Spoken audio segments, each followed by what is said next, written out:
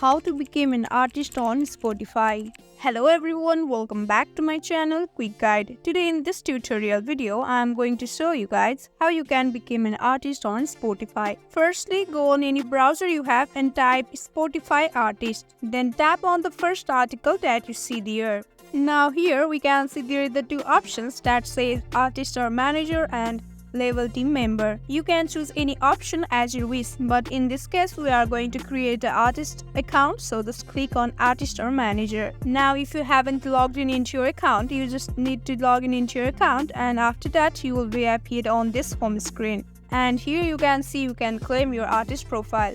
So only click on continue if you have already music on your Spotify, but if you haven't any music on Spotify, click on the option that says music not yet live on Spotify, and that will bring you to here. Distributors handle music licensing, distribution and pay streaming royalties. You can work with a distributor to get music on Spotify. So what you need to do is just click on the see our preferred and recommended distributors option. So that will directly bring you to the list of distributors you can work with. You can choose any distributors as your choice. Just click on the widget option and follow the screen prompts.